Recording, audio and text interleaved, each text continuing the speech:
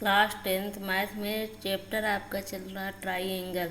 Triangle में lesson 6.1 हो गया, दो प्रमेय हो गई, लेसन 6.1 हो गया। 6.2 में पहला क्वेश्चन है, आकृति आपके सामने बनी गई है त्रिभुज ए बी सी। फर्स्ट और सेकंड में ए बी सी दोनों आकृति बनी हुई है। डी ई बी सी की क्या है, पैरेलल है, ठीक है ना। फर्स्ट और सेकंड दोनों में डी ई बी सी के क्या है, पैरेलल है। और फर्स्ट में ई सी निकालना, फर्स्ट आकृति में ई सी निकालना है और सेकंड में क्या निकालना है आपको, ए डी। क्या निकालना है, ए डी। ए डी आपका कहाँ है, ये है, ठीक है ना। आकृति आपके सामने बनी हुई है, फर्स्ट आकृति भी बनी हुई है और सेकंड आकृति भी बनी है। फर्स्ट और दोनों में देख रहा है और डी ई बी सी के पैरेलल है। डी ई बी सी के क्या है, पैरेलल है। फर्स्ट में आपको निकालना है ई सी ज्ञात करना है और सेकंड में आपको क्या निकालना है, ए डी ज्ञात करना है, ठीक है ना। तो देख लीजिए इसमें क्वेश्चन नंबर, आपको फर्स्ट आकृति त्रिभुज आपका बना है ए बी सी, ठीक है ना, जिसमें ए डी आपको मालूम है 1.5 सेंटीमीटर है और डी बी आपका है 3 सेंटीमीटर। कितना है, 3 सेंटीमीटर। ए ई आपका 1 सेंटीमीटर है और ई सी आपको क्या करना है, ज्ञात करना है, ठीक है ना। और ये भी कहा गया क्वेश्चन में कि डी ई बी सी के क्या है, पैरेलल है। डी ई बी सी के क्या है, पैरेलल है, ठीक है ना। तो यहाँ पे निकालना क्या है, ई सी ज्ञात करना। क्या करना है, ई सी निकालना। दिया क्या है, डी ई बी सी के क्या है, पैरेलल है। ये बात क्वेश्चन में कही गई है कि डी ई बी सी के पैरेलल है। तो फर्स्ट में हमने आपको बताया है कि किसी त्रिभुज में, यदि किसी त्रिभुज में किसी एक भुजा के समांतर खींची गई रेखा अन्य दो भुजाओं को जिन दो बिंदुओं पर काटती है, क्या वे भुजाएं समान अनुपात में विभाजित होती हैं। ये आपने सिद्ध कर दिया है कि यदि किसी त्रिभुज में एक भुजा के समांतर खींची गई रेखा अन्य दो भुजाओं को जिन दो बिंदुओं पर काटती है, क्या वे भुजाएं समान अनुपात में विभाजित होती है। तो यहाँ पे लिख सकते हैं कि जब डी ई बी सी के पैरेलल है तो अनुपातिक भुजाएं इसकी क्या होंगी, आपस में बराबर होंगी। अर्थात यहाँ पे A D upon D B equal A E upon E C, ठीक है ना। ए डी आपका दिया है 1.5 और डी बी आपका दिया है 3 इक्वल ए ई दिया गया है 1 और ई सी आपको क्या करना है, निकालना, ठीक है ना।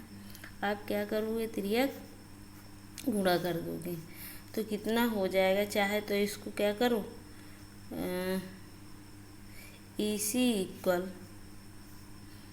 3, यहाँ पे 1.5 इंटू में रहेगा, ठीक है ना। इसका इसके साथ इसका, अब ई सी यहाँ से निकाल लो। ई सी कितना आ जाएगा, 3/1.5। पॉइंट हटाओगे, जीरो ऊपर क्या कर दोगे, बढ़ा दोगे।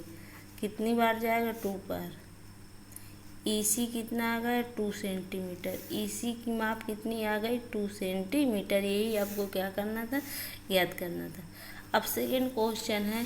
सेकंड क्वेश्चन में आप क्या करिए, फिगर चाहे तो बना लीजिए इस प्रकार फिगर।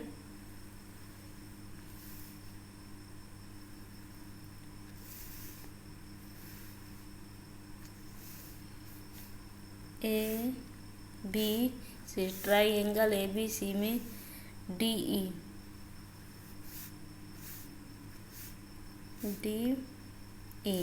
बी सी के क्या है, पैरेलल है, जिसमें आपको मालूम है कि डी बी दिया गया 7.2 सेंटीमीटर, ठीक है ना। और इसमें ए ई दिया गया है 1.8 सेंटीमीटर और ई सी दिया गया है इसमें 5.4 सेंटीमीटर। और आपको ज्ञात क्या करना है, ए डी ज्ञात करना है। क्या निकालना है, ए डी ज्ञात करना है, ठीक है ना। तो इसमें भी वही कंडीशन लग जाएगी कि दिया है DE पैरेलल है किसके, BC के। DE पैरेलल है BC के, तो इसकी अनुपातिक भुजाएं आपस में क्या होंगी, बराबर होंगी। तो यहाँ पे हम लिख सकते हैं कि AD/DB इक्वल AE/EC। आगे AD आपको क्या करना है, निकालना है, और DB कितना दिया गया है 7.2 इक्वल AE दिया गया है 1.8, EC आपका दिया गया है 5.4। ठीक है ना, इस प्रकार आप क्या कर सकते हैं, नोट कर सकते हैं। आगे देख लीजिए AD/7.2 कितनी बार ये जाएगा, इससे अगर 18 से काटोगे 54 को 3 बार जाएगा। कितनी बार जाएगा, 3 बार। तो कितना आ जाएगा 1/3। ठीक है ना, अब क्या करोगे, त्रियक पूरा कर दोगे। तो 3AD इक्वल कितना आ जाएगा 7.2। ठीक है ना, तो आगे AD बराबर कितना आ जाएगा, इक्वल 7.2/3। 3 से काटोगे तो कितनी बार जाएगा आपका 2.4 सेंटीमीटर। तो AD कितना आ जाएगा आपका 2.4 सेंटीमीटर, क्योंकि 3 से काटोगे 3 दूनी 6, 1 3 चौक 12, यानी 3.4 सेंटीमीटर AD आपको कितना आ गया, AD की माप आ गए 2.4 सेंटी। इस प्रकार आपका पहला क्वेश्चन समाप्त हुआ।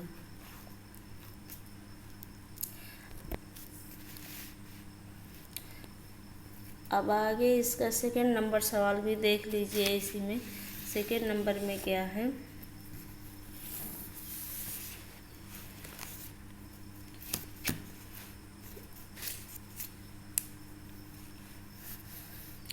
किसी त्रिभुज PQR में, ये आपका फिगर बना हुआ है, किसी त्रिभुज PQR नहीं दिया, इसका बनाना पड़ेगा चित्र। ये आपका दिया थर्ड क्वेश्चन का चित्र। किसी त्रिभुज PQR की भुजाओं PQ और PR क्रमशः बिंदु E और F पर स्थित है। निम्नलिखित में से प्रत्येक स्थिति के लिए बताइए क्या EF पैरेलल है क्या QR के। ठीक है ना, तो ये क्वेश्चन देख लीजिए, इसमें हमको फिगर बनाना पड़ेगा। किस प्रकार बनेगा देख लीजिए। सभी बच्चों के पास बुक होनी चाहिए, तभी क्वेश्चन समझ में क्या है आ पाएगा। क्वेश्चन में त्रिभुज PQR दिया गया है, तो क्वेश्चन हम क्या करें, वो चित्र हम क्या करें, बना लें। त्रिभुज PQR यहाँ पर देख लीजिए, चित्र बना रहे हैं।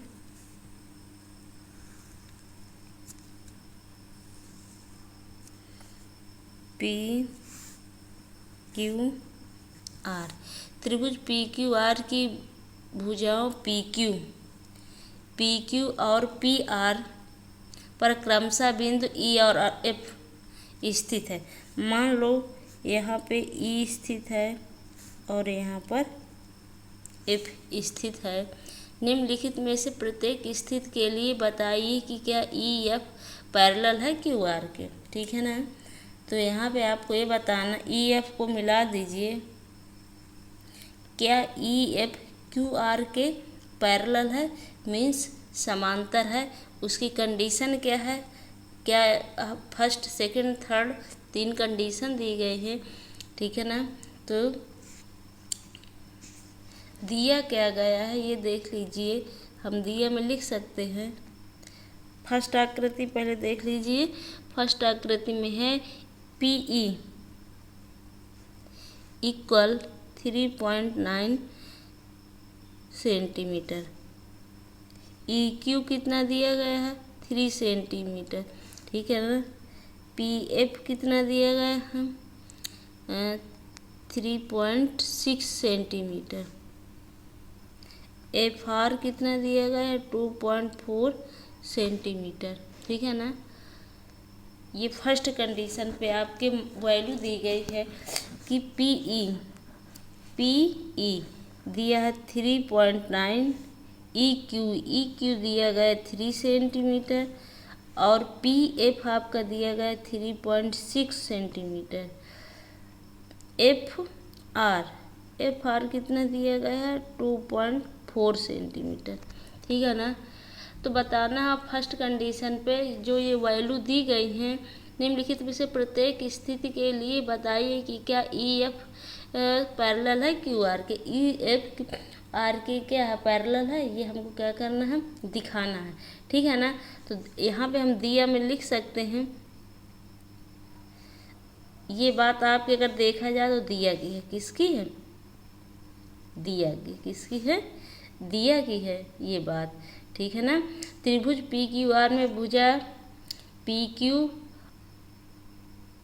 पर एक बिंदु ई तथा पी आर पर बिंदु क्या लिया गया एफ स्थित है। बिंदु ई एफ को मिलाकर के क्या किया रेखाखंड खींच लिया गया है। ठीक है ना। और ये चीज़ अब हमें देखना पैरेलल है कि नहीं। ठीक है ना। प्रत्येक कंडीशन में हमें क्या करना है देखना है। तो हम कर सकते हैं यहाँ पे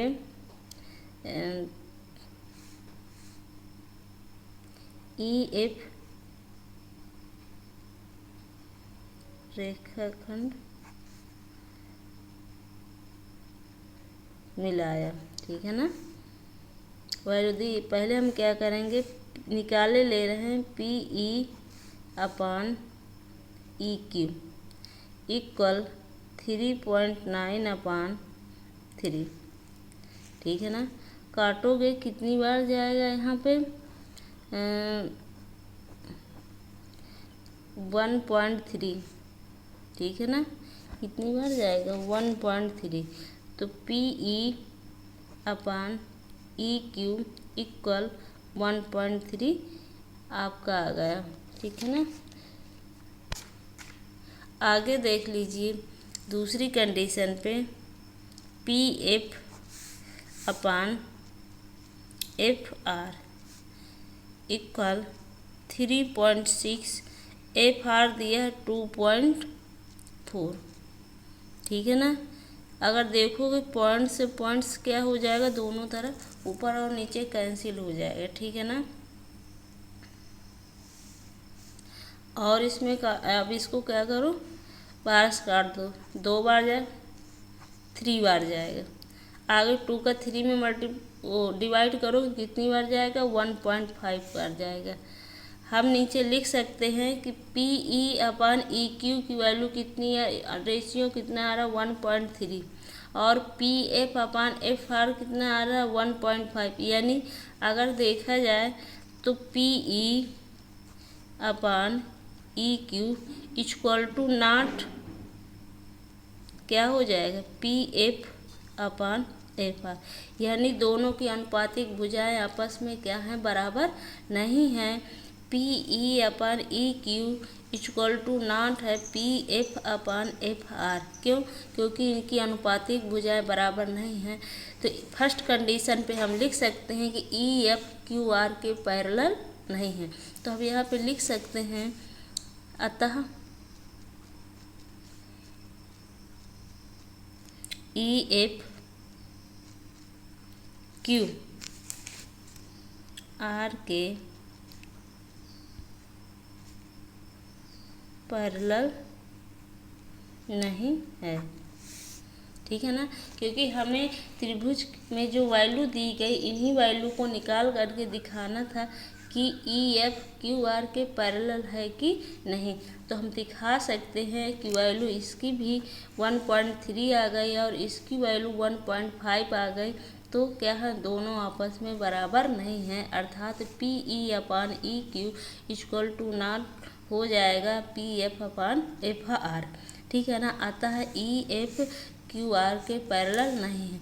इसी प्रकार इसकी सेकेंड कंडीशन देख लीजिए। हर कंडीशन पे आपको चेक करना है कि ई एफ क्यू आर के पैरेलल है कि नहीं। ठीक है ना। तो जैसे सेकंड कंडीशन पे इसमें दिया गया है कि पीई दिया है 4 सेंटीमीटर, क्यूई इसमें 4.5 सेंटीमीटर, और इसमें देख रहे हो पीएफ दिया है 8 सेंटीमीटर, और पीएफ के बाद आरएफ दिया गया है 9 सेंटीमीटर। तो सेकेंड नंबर पे भी देखो सारी वैल्यू दी गई हैं। पीई वैल्यू दी गई है 4 सेंटीमीटर, क्यूई दिया गया 4.5 सेंटीमीटर, और पीएफ दिया गया है 8 सेंटीमीटर, और आरएफ दिया गया है 9 सेंटीमीटर। इसको भी इसी प्रकार आप क्या कर लीजिए, चेक कर लीजिए और देख लीजिए। यदि दोनों की वैल्यू सेम आ रही है तो हम लिख सकते हैं कि PE upon E Q equal PF upon F are. यदि बराबर है दोनों की वैल्यू तो अनुपातिक भुजाएं आपस में क्या होंगी, बराबर होंगी, अतः ई एफ क्यू आर के क्या होगा, पैरेलल होगा। यदि वैल्यू अलग अलग आ रही है इसमें भी तो हम क्या लिख सकते हैं कि P E upon E Q equal to not P F upon F R, यानी इसकी अनुपातिक भुजाएं बराबर नहीं हैं, अतः ई एफ क्यू आर के पैरेलल नहीं। सेकेंड नंबर इसी प्रकार आपको थर्ड नंबर भी क्या करना है, लगाना है। थर्ड नंबर भी क्वेश्चन आपको आ जाएगा। पी क्यू दिया गया है 1.28 सेंटीमीटर, पी आर दिया गया है इसमें 2.56 सेंटीमीटर, और पी ई दिया गया है 0.18 सेंटीमीटर, और पीएफ दिया गया है 0.36 सेंटीमीटर। ठीक है ना। ये आपको कौन सा क्वेश्चन हुआ, थर्ड क्वेश्चन है। थर्ड क्वेश्चन में भी इसी प्रकार देख लीजिए, ठीक है ना। जैसे थर्ड क्वेश्चन को आप लगाओगे तो पीई दिया गया है, यहाँ पे देख लीजिए पीई फिगर में ये है। पीई कितना दिया गया है, 0.1 सेंटीमीटर। पीएफ कितना दिया गया है, पीएफ दिया गया है